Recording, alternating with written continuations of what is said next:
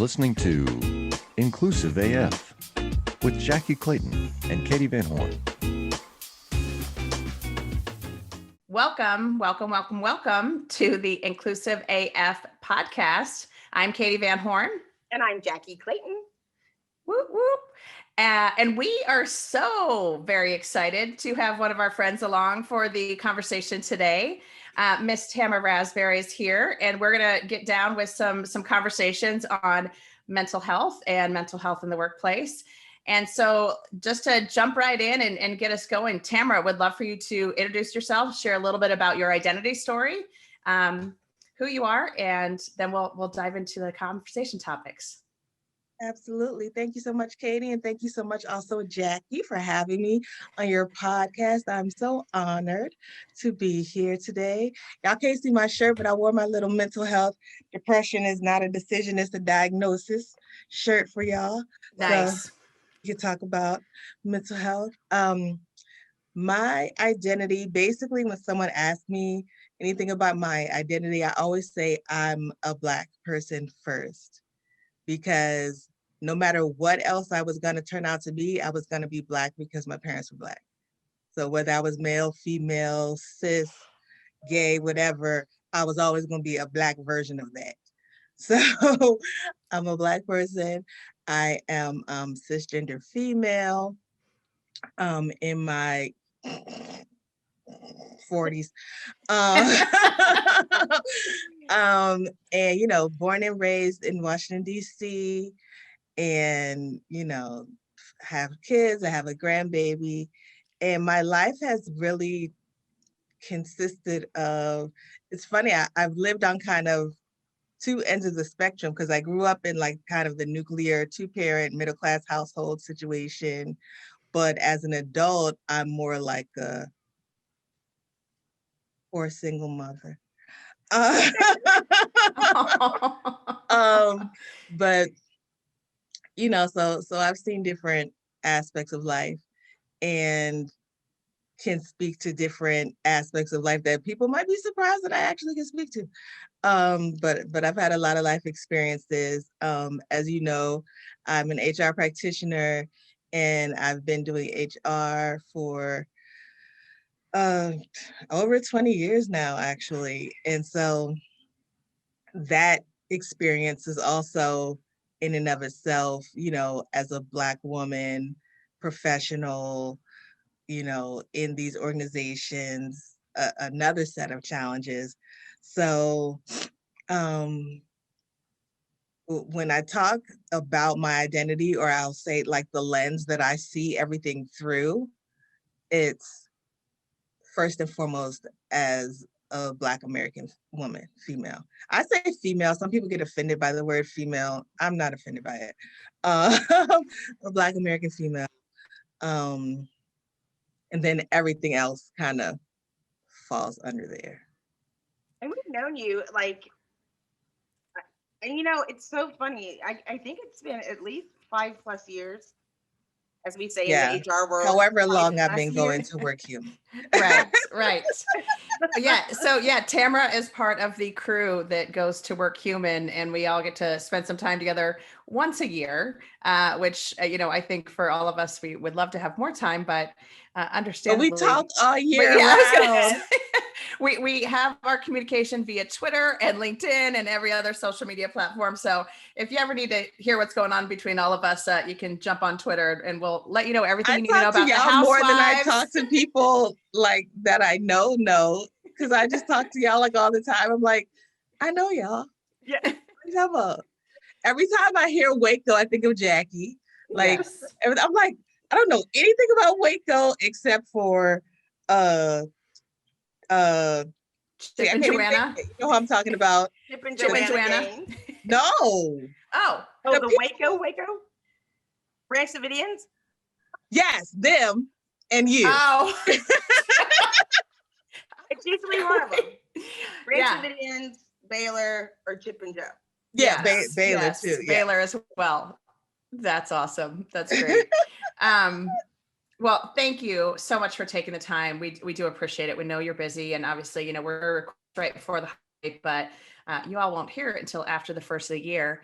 But one of the things that we want to talk about, and it's been such a topic this year because of all of the chaos of 2020, the whole impact of mental health and mental health in the workplace and the focus that has been placed on that. And so would love to just start off with, tell us a little bit about, what are, I know that this is something that you're passionate about. Why are you passionate about mental health? Yeah. Absolutely. So I have a mental health diagnosis myself of major depressive disorder and anxiety. So this has been my life for probably more than half my life, but I didn't actually have the diagnosis until a few years ago. So it was always just, this is just how I am. You know what I'm saying? Mhm. This is just like, I would get in these low moments, or I would, have these certain thoughts and stuff. And it's just how I am, and it wasn't until I got to a extremely low moment where I actually had to go to the hospital where I was diagnosed. And from then on, I've been having therapy and medication and things of that nature. And I started to see that, sometimes like you don't really pay attention to stuff until it hits you. And then it's like, oh, okay. So of course I was always aware of like mental health. I studied it in school. I used to want to be a psychologist. So, I was always these things, interested in how the mind works, which is why I watch, serial killer stuff. I'm always interested in how the mind works, but because I'm an HR person, I started really thinking about, okay, this is how this impacts me as a person having to still make a living, going to work. There's been times where I couldn't go to work. There's been time, you know what I'm saying? So, and I know I'm not the only one. And I realized it wasn't a comfortable conversation. It wasn't a conversation that people wanted to have. People would say things like, you could lose your job if people know that you live with depression, or you could, all these things, or you shouldn't tell people, or like when you fill out the EEO, should you say you have a disability or not, and things of, all of those type of things. And so it's like, well, I got it because it wasn't something that I really talked to people about either, but also why, you know what I'm saying? Like, I feel like it should be your choice, but it shouldn't be out of fear that don't have these conversations, or things happen to you in life, or things happen to you at work, and they can't be addressed because you're like, well, if I let them know this, then that I'm not going to be able to get that promotion, or if I let them know, things like that. So it became really important to me to not only open up the conversation about mental health and mental illness in general, but also how it impacts us in the workplace, because that's the arena that I work in, right? The workplace, HR, employee engagement, et cetera, et cetera. And we can't forget that employees are people. Employees are not non-people. They do not have things that people don't have. You know what I'm saying? A lot of times I hear conversations and people are talking about employees like they're a different breed of, they're not quite humans and they're not quite cats and dogs, but they're like some other thing that we treat, And so it's like, well, no, all the things that human beings deal with, employees deal with. Because guess what? Spoiler alert, that's what they are. So, you know, it's important to me for us to keep having these conversations and to really get in front of, my fellow HR practitioners, leaders, employers, and share ways that they can make these conversations comfortable in their workplaces, because people rarely have an issue saying, I can't come to work because I broke my leg, but it's like, I can't come to work because I'm having a breakdown. You don't want to say it. And again, you shouldn't have to, but it shouldn't be out of fear.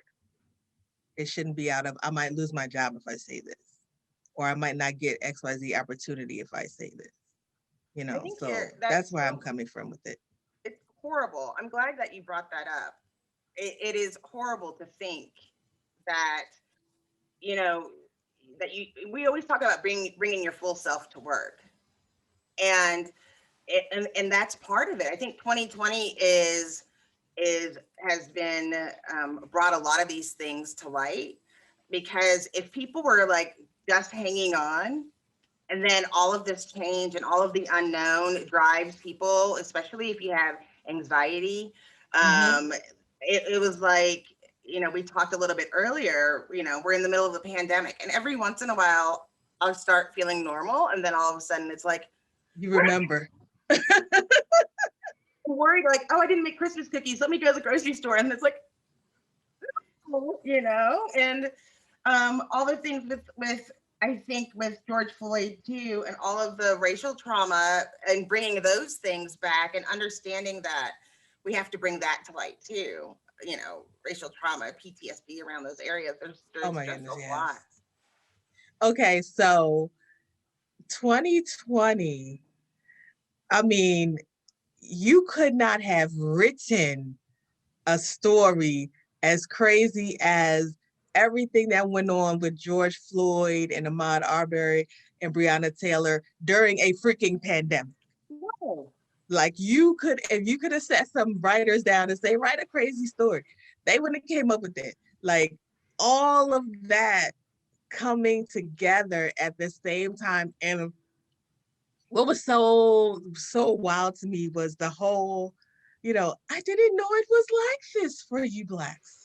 I didn't know that you had such a horrible life in America. Like, I was just like, where have y'all been? My favorite is, I'm so sorry. Right, like, but you haven't been paying attention to what's been going on. You haven't been paying their bit of attention. Like, huh? I just didn't know it was this bad. We're gonna fix it. Yeah. Well, let's fix it. What we doing? Like, let's start. Like, let's write some stuff down and get to moving. Like, I'm tired of we're gonna have.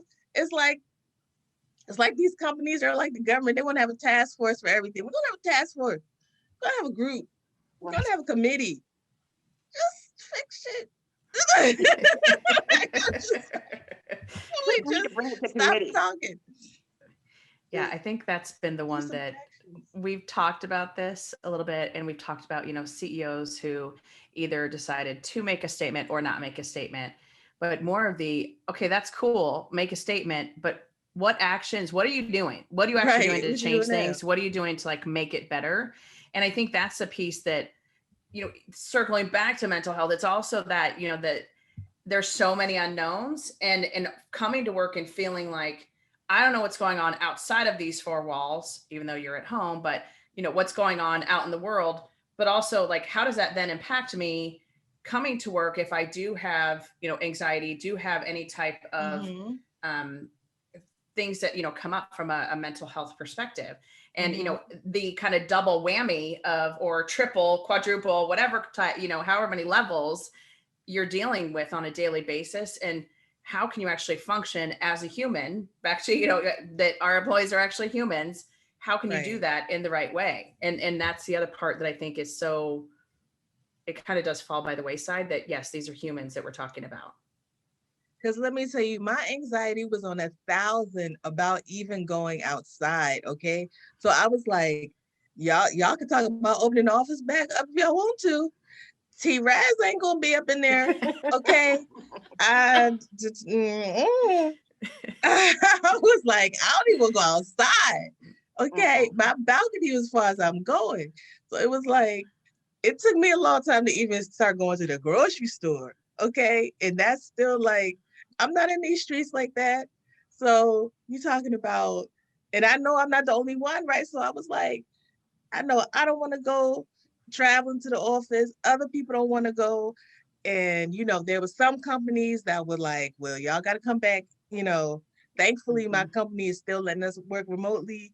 But I know people who had to go back into the office to work in the office, not even like they work in a warehouse or something. It's like, y'all sitting at the desk that y'all could have been sitting at home. That's another story. But there's a lot that comes with that. That's a very real, the people we can't help it if you're afraid. Yes, I'm afraid to catch COVID and die. Yes, I am. I feel like that's a very real thing that people should have the right to be. And, we've seen the numbers on how anxiety and depression have increased dramatically during COVID, right? So even if you weren't even dealing with them before, even if you didn't even understand, like, I don't even understand why people get depressed. So that's so dumb. Now you in here like, I'm depressed. Like, people are getting it now. So that's one of the things that I felt has almost been like a slight silver lining, that as far as the mental health conversation, because more people are experiencing it, which is not necessarily a good thing, but it's giving more understanding to them for the people who were experiencing it already. It's like, oh, this is what this feels like. This is what, this is what my friend was talking about when she was saying she had anxiety, or this is what, my cousin was talking about when they were telling me about their depression. Like, I get it now. Sometimes people have to feel it to get it. Mhm. And I think a lot more people are getting it now because they're feeling it. So it's helping us to have more of the conversations. And even on a grander scale, you're seeing more people talk about how, there needs to be more mental health resources and communities and things like that. So it starts from these one-on-one conversations to these larger, like, workplace conversations, to these policy conversations, to, all of it branches out. And so that's why we really can't stop talking about it, because when you stop talking about it, then people forget, people think it's not important, or people go back to, well, it doesn't impact me, so why do I need to worry about it? When in reality, it impacts everybody, whether you're living with it, or somebody who's living with it, or you work with somebody who's living with it. And honestly, you never know when it's gonna happen. You could be lolly la, you know, tiptoeing through the tulips and have some type of trauma happen to you, you know, and next thing you know, you're going through a deep cycle of depression. Or it's not, you can never say, because I don't feel this now, I never will feel it. Or because I don't experience it now, I never will experience it. So to me, that's another piece of the education, is that getting people more aware of what it can look like, what it can feel like, the resources you have if you find yourself in a situation, so that if you do, you're not completely blindsided, like, oh my goodness, I don't know what to do. It's like, oh, okay, this, based on what I've heard and read in open conversations we're having in the country, it seems like I'm having symptoms of, depression or symptoms of anxiety. Let me talk to my doctor about it, or let me da da da. You know what I'm saying? Let me see if I can find a therapist, instead of just sitting at home thinking, something's wrong with me, but I don't know what it is. I You was going to know? ask you about those resources because I, similarly to people talking about diversity but not saying what they're going to do, you see people are like, oh, sorry about the COVID, everybody stay at home, but they don't have a plan. We know that COVID affects people's mental health. They've Yeah. done the study that people who have had COVID at various levels have mental health issues that they think stem from having this virus. And Mm-hmm. they've also said that, we know people have the anxiety and people still have to work, especially Right. people already marginalized. Like, they don't have a choice. Right. And Yes. I went to Sonic and I heard the lady at Sonic was like, well, I have a cold, but I never miss work. And I was like, I swear to God, if I get COVID over this freaking bacon and cheese and egg croissant, Okay. I'm gonna be so Ma'am, pissed. I'm gonna need you to start missing work. This is my nightmare. Like, what can companies do so that it doesn't come too late? What do you think is a good way of dealing with it proactively? In regards to mental health, Yes. or um proactively, I think uh establishing it in your workplace as like a conversation. So say, for example, if your workplace has like lunch and learns, or um CEO Q&As or some type of thing where you usually come together and talk, like make one of those conversations be about mental health, like when you send out reminders, say if you have a staff newsletter or something like that, include information about mental health in there, include articles. If you have an EAP, employee assistance program for the uninitiated, um, make sure you're always sharing how to access it. Like I send out the information for the EAP multiple times throughout the year, even though it's easily accessible to staff, but I always want to remind them, you know, it's here. If you're going through something, if you need someone to talk to, if you know what I'm saying? I just always want it to be top of mind that it is available.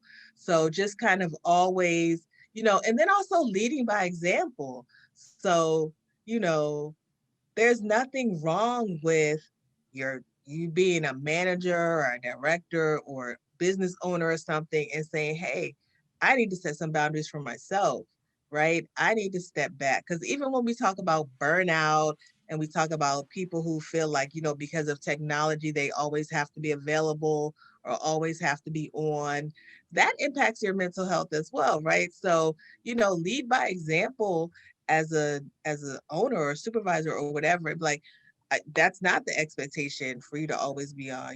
Take a break when you need to. I tell my people all the time, take a break when you need to. The work will be there, because you can best believe I'm gonna take a break if I need to. And I tell my colleagues, take a break if you need to. It's not that deep. Your sanity and your well-being is way more important than getting this letter typed by 5 p.m. Like it just is.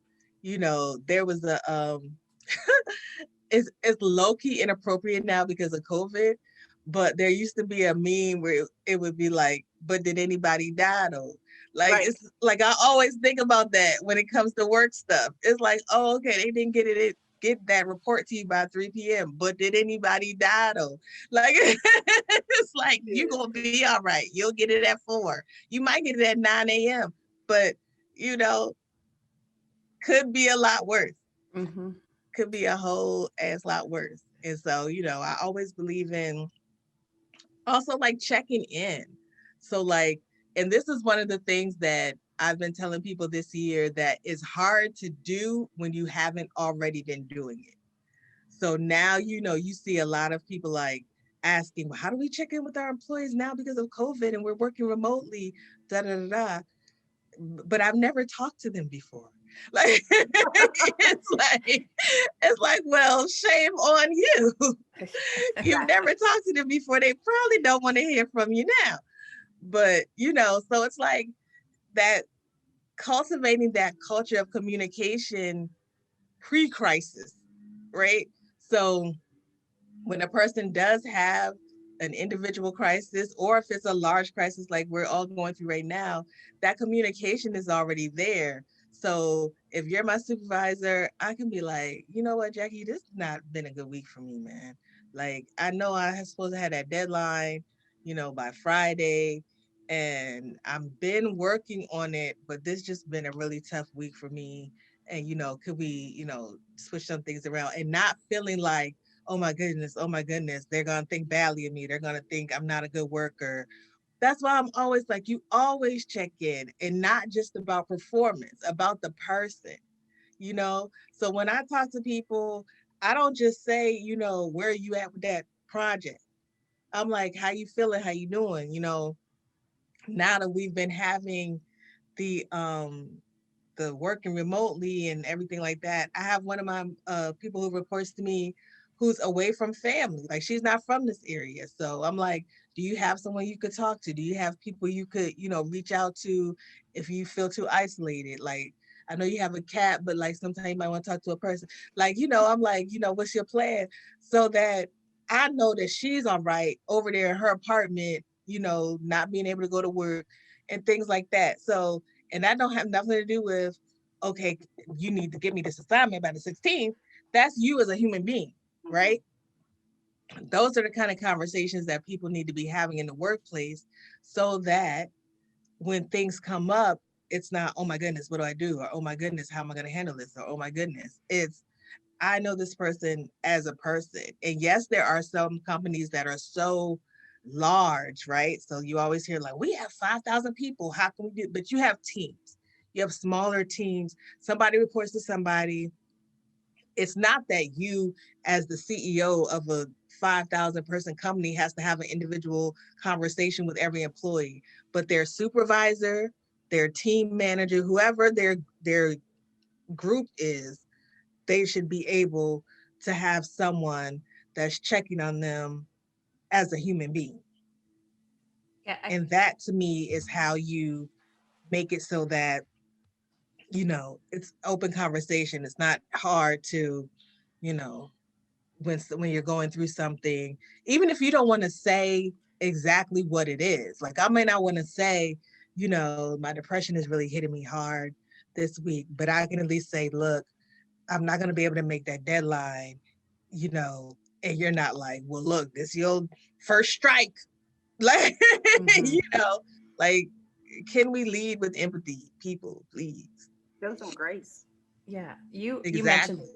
you mentioned something earlier about trauma. You know that the trauma can kind of trigger a reaction and can trigger um, kind of these things to come to the surface. And I also think there's been so many people. You know, we are seeing the numbers increase of diagnosis of mental I challenges. just showed y'all my whole, my bad. I was trying to close the curtain. It's It looked like I had a little halo, You and I do know I'm have it. angelic, but you know, I was Angelic, trying very to. angelic. You know, this has kind of been below the surface for some folks, and the trauma of this year, be it you know the COVID-19, be it all of the trauma with all of the murders that have been kind of in our face, all of these things. I think so many people have been diagnosed because it's been more of a, oh wow, now I'm sitting here at home by myself having to actually figure this out. Right. Whereas before I can just make Having to myself acknowledge busy. these feelings. Yes, exactly, exactly. And so, you know, I think one of the ones that recently, and you actually posted about this, that I think was really extraordinary, just because the transparency was so awesome, and it is, you know, one of those things that we are asking. Hey, be more transparent about these things. Be more transparent about what we should do.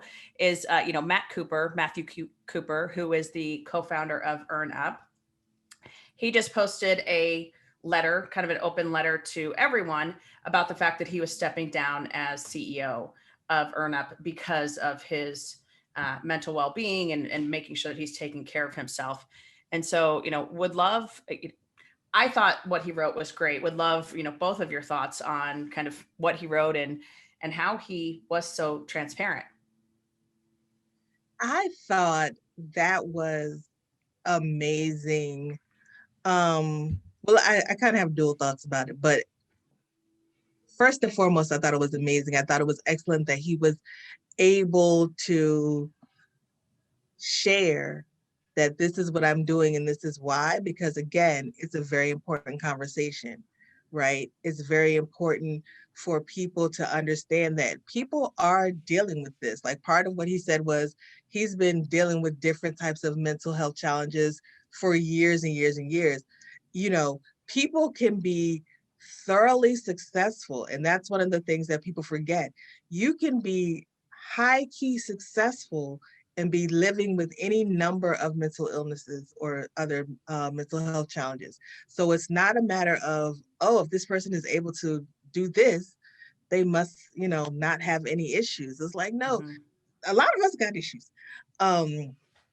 So I thought it was important, you know, that he put that out there. I thought it was, you know, definitely key that he took the stand for his own mental well-being and said, look, I can't do this right now for my own self, right? Like, because ain't nobody gonna watch out for your mental health but just, you know what I'm saying? Like, if you don't do it, who's gonna do it? You know, you could get help, you could get doctors and therapists and everything, but you have to be the one to actually say, hey, I gotta put my mental health first, you know, before anything else. So that to me was so applause worthy. But then of course what also stood out to me was, okay, this is great, but I'm also thinking about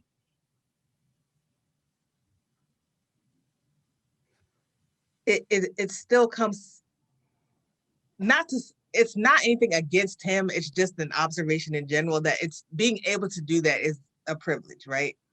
Mhm. So there's a lot of people who can't do that, who can't just say, you know, I can't deal right now because of my mental health, and so I'm going to quit my job.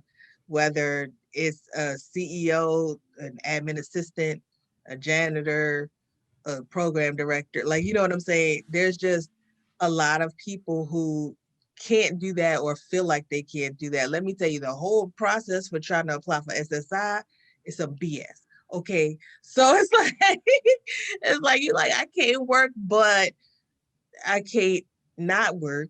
You know what I'm saying? So, you know, that stood out to me as well. It's like, you know, what a blessing it is to be able to have that ability to just say, I'm gonna step down from my work, y'all, because I need to take care of my mental health. I would so love to do that. Wouldn't anybody? Um, Well, yeah, but I did think ultimately it was great that he did it, and it was great that he shared it, because it shows other people, you know, an example of putting yourself first, putting your own well-being first and your own health first. And that's what you really have to do. You know, it's my mantra. It's what I tell people all the time. Put yourself first. Like don't work yourself to death. If you don't feel up to it, you know, whether it's physical health or mental health, I tell people the same thing all the time with physical health. If you feel sick, don't go to work. Like, obviously there's a level of privilege that comes with that as well, but I'm talking about like in my job, my office, my colleagues. If you feel sick, don't come to work, and if you own sick leave, don't work. Like, it's no point in having sick leave and you still sitting at home working. You're supposed to be resting, you're supposed to be recuperating, getting your situation together so you can come back to work healthy and strong. Not, oh, I'm just not in the office but I'm still focusing all my energy on work. That's not sick leave to me. That's work from home. And that's not the same thing. You know what I'm saying? Sick leave is I'm sick, leave me alone. That's right. Sick, leave me alone. I like it. So that's how that should work. So I'm always like, if you don't, you know, and that could be physical or mental. It could be physical, it could be you're physically sick, you have a head cold, you got sinus infection, or it could be, I need a mental health day. And I need a mental health day is just as important as I have a sinus infection. And leave me alone for both. Away status on the Slack, auto replies on the email. Like, we good. This is the what one, paid leave is for. the one I had with my boss is I would call in sick and tired. Yeah. I'm sick and And tired. that's I what I'm just need a saying. day off. You know, like I just need a Saying. minute. Yeah, for my mental well-being. I wasn't calling in sick. I was calling in sick and tired. And I honestly think everyone should do that at some point, just regardless of what level you are. Just take a day where it's like, to be honest, take it before you need it. You know, take a day to be like, I'm just gonna take a breather. I'm not gonna reply to no emails. I'm just gonna chill, you know, play with my cat or whatever.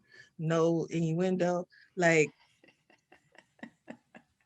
and take a breather, you know, before you need it, before you cuss somebody out was real, because that's real too. Okay. These people will try you. Y'all know, y'all work in HR. They will Yeah. try, they will try you.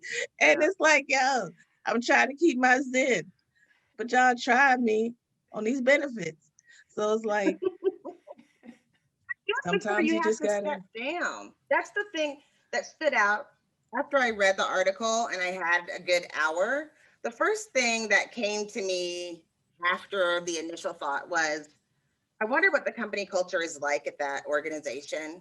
And you had an opportunity, you have all of these, I'm not blaming, but it's like you, if you have it, it's so stigmatized that even somebody who's suffering couldn't set up a culture that was open and came out when it was too late. And I think it's a cautionary tale for others to mm, set up that environment like you were talking about, especially if you have an opportunity and you're a co-founder and you know that that's going to be a struggle for you. If you can be open and that just becomes part of the culture, maybe you don't have to step down, because we know also from being in HR, change like this, when your leader steps down, it throws everybody They'll throw off everything out of for whack. like Yeah. 3 months.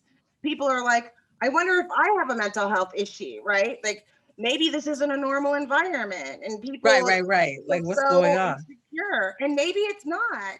But it's like, before you step down and have your letter, put some things in place so it doesn't happen to anybody else, or at least that, I guess he said in the article he's going to be a part-time advisor, but I would love for other people to think about that, especially with startup life. I've worked in many startups, and it's especially tough because you're all you have. And that's how I took it, in that not necessarily that the culture wasn't supportive, but that he was making the decision that was right for him. Because at some point, like, even if your culture is supportive, you might feel yourself like they're not pushing me out, or, I don't feel like I have to leave, but I do feel like I have to leave. Like, because there's sometimes when you just are not in a place where you want to have to think about work at all. Mm-hmm. So there's one place where you could be like, it's helpful for you to think about work less. But then sometimes you need to not think about it at all.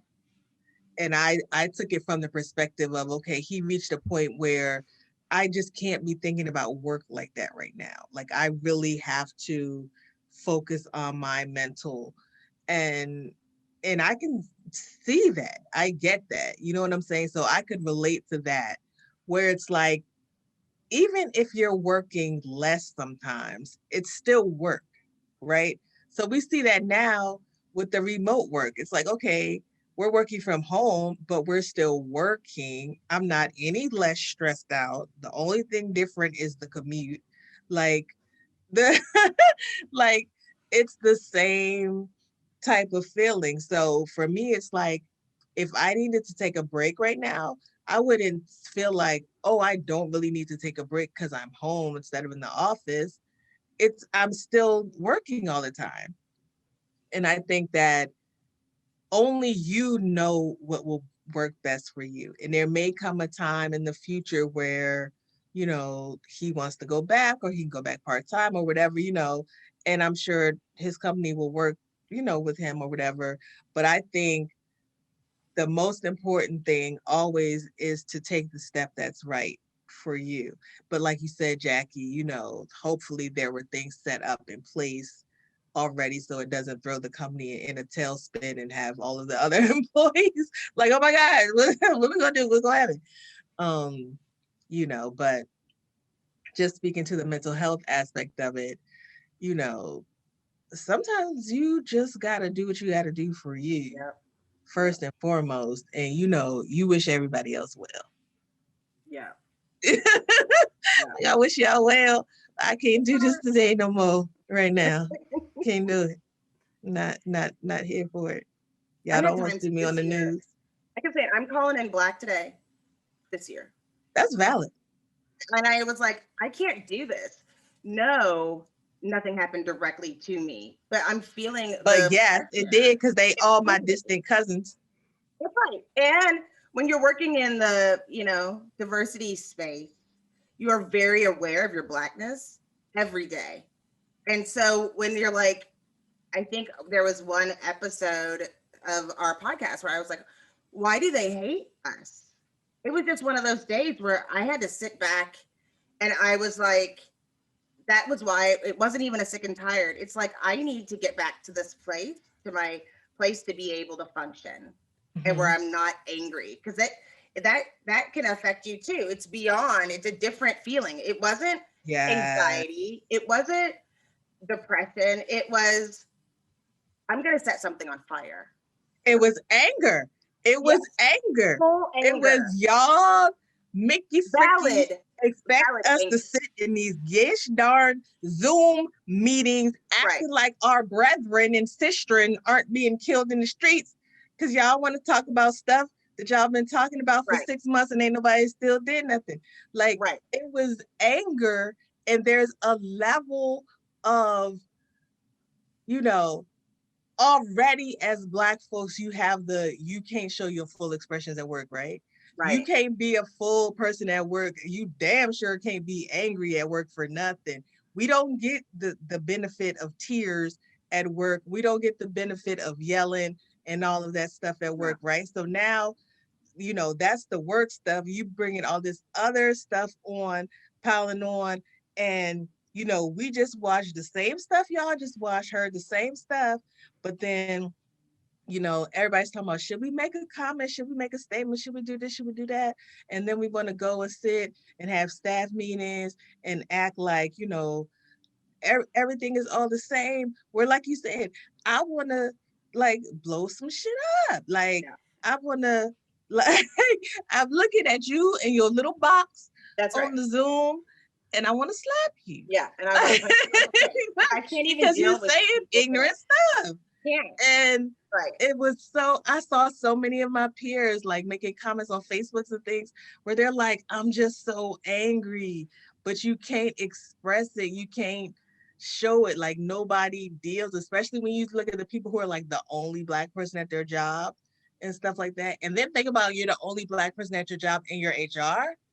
My God, that's a setup for that's a setup for alcoholism. I don't even know what it is. Yeah. So it's Well, like, it was definitely a struggle earlier this year with my uh Black colleagues, because sometimes you have those conversations offline, and everybody's like, what you think about this? What you think about this? mhm. What you think about this? And it's like they don't get it. No. And it's like, you can't make someone understand your experience. You can't make someone feel your lived experience. It's just not possible. All they can do is try to listen for understanding and try to be empathetic and try to make better choices down the line in decisions that they make, right? But it's never going to be what I know exactly how you feel, Tamara. I know exactly how you feel, Jackie. I know exactly, even Katie, you have experiences that we haven't had. You know what I'm saying? I know exactly how, you can't know exactly how we feel, but Right. you can listen for understanding and you can be empathetic and you could, share when you hear someone else make an ignorant comment, call them on it and things like that, right?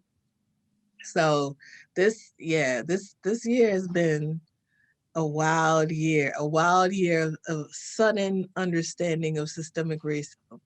It has been nuts. I will tell you that Facebook group, and I'll put it in the notes, the Facebook group for Black human resource professionals was a lifesaver this year of people. I know that they weren't having these conversations at the SHRM meetings or in LinkedIn groups where literally people were saying, they just asked me for this, or Right. they just said they wanted to promote somebody and I know it's wrong, or I'm about to cuss somebody out. There's been a couple times where it's like, I don't even know how to respond, or I just got written up for this, and people trying to support each other because of that aspect where you do try to stay, you don't want to come off as being angry. But then I was on a panel the other day when somebody asked that same question. I said, what do I have to be happy for? P.S. If you're worried about me being angry, why don't you do something to make me happy? Do something to make me not angry. Like, Okay. what am I supposed to be happy for that I'm ungrateful for right now? What is the thing? That is the thing. Oh my goodness. I was asked, and I want to say earlier this year, but the dates run together. Yes. I believe it was earlier this year. I did a presentation at my job about Black women in the workplace, right? I was asked to do this. I mean, you only got to ask me once, right? So I was like, say less. Let's talk about it.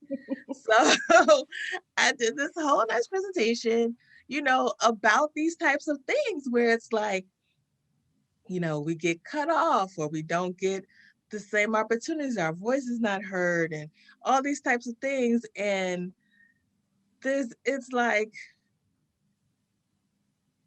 because then you turn around a week later, 2 weeks later, and people who are in the presentation, right, are doing the same type of stuff I just told y'all was problematic.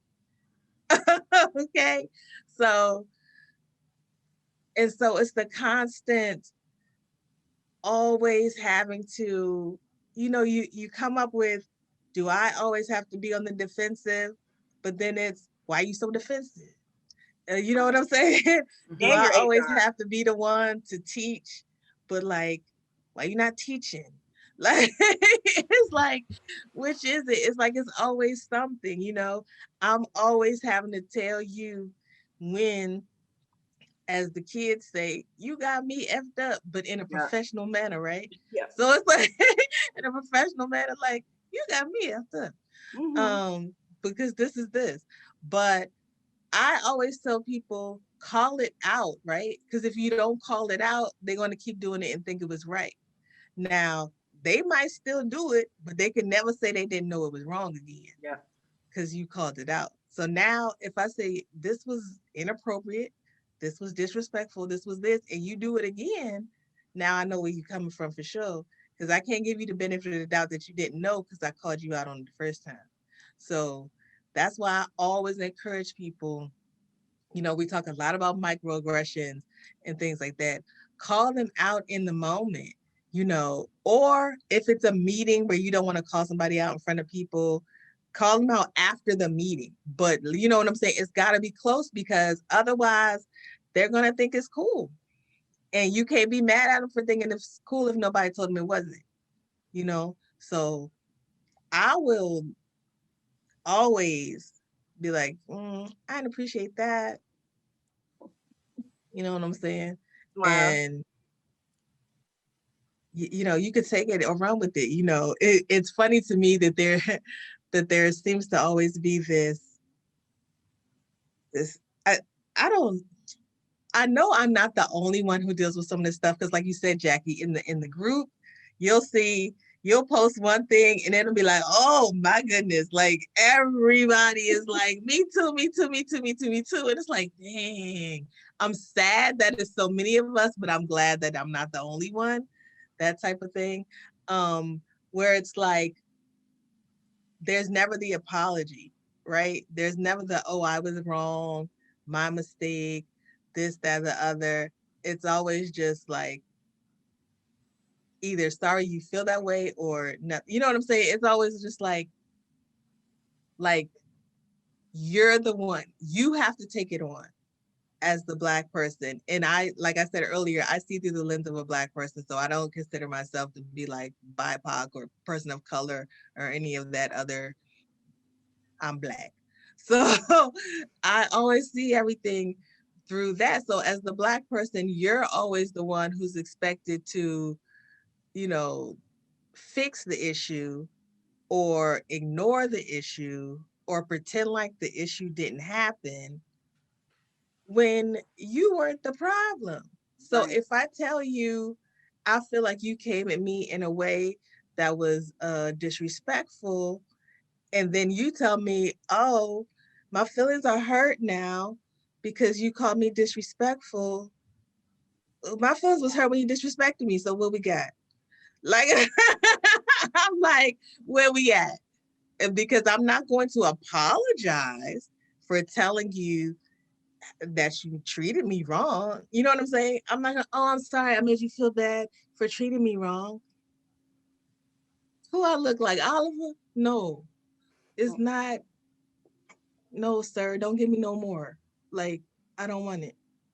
I'm not gonna apologize for telling you that you mistreated me because me telling you that made you feel bad.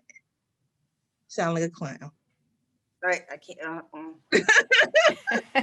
I can't even. Well, so here's the thing. I think though that's been the mantra of so many white people this year. It's been, oh my goodness, you're making me feel badly because I'm actually having to face some of this stuff versus I feel badly because it's happening and Right. it's wrong. And, and how do you switch that lens for folks to, we don't want to talk about you. This isn't about you. And I think that's the piece that as I am having conversations as a white person, it is the Are you stop. white, Katie? I am. Oh, wow. A lovely shade of alabaster. Yes. Except for in the summer, I'm a little bit more Lighting. brown. But yeah. But like, I think this is part of it, is that, there is that white people had to face a lot of things this year that they maybe knew was happening and tried to ignore it. I will go with some folks were willfully ignorant. We'll go with. But it is that you're making me feel badly. This doesn't feel good to be thinking about this stuff.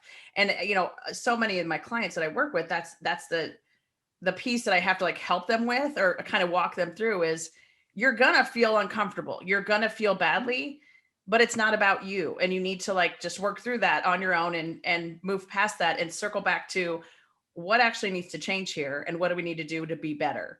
So no, thank you for sharing. So one last question. This is how we kind of end all of our episodes. For our listeners, what's the one takeaway that you want to make sure people heard you say, or that you want to say now for them to, kind of take from this episode? Not that there weren't a million things that they are going to take from this, but like, what's the one you want to reinforce? What I would like to reinforce is to take care of yourself. Take care of your mental, well, from two standpoints. So from an individual standpoint, don't be afraid to take care of yourself, right? Don't be afraid to take breaks when you need to.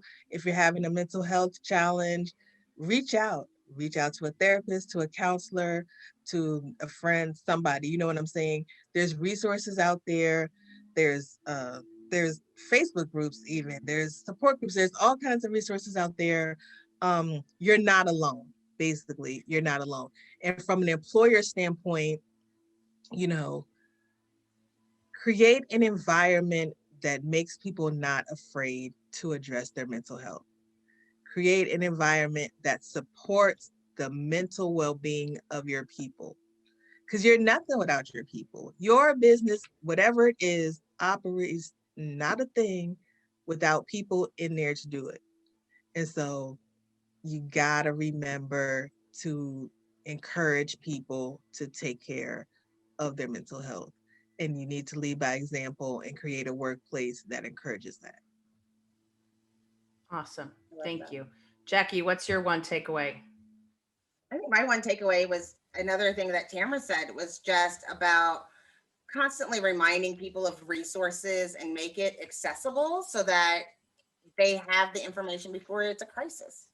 Right. So as HR, you can help proactively by making sure that the resources are there and that people know how to access them when they're Mhm. suffering. Just make Right. sure you do that. And if your company isn't doing that, ask for it in advance. We don't have to. It's great if sometimes companies, HR doesn't do it. So if you're listening, you're not in HR, you do it. Mhm. Find out, and you can help your peers that way. Yeah. Awesome. And I would say mine is more kind of we need to destigmatize the whole idea of mental well-being and mental health being something we shouldn't talk about. So it's, kind of to mirror with what both of you said, we need to be talking about these things. And, the fact that you had a CEO of a tech company come out and say, I'm stepping back because of this.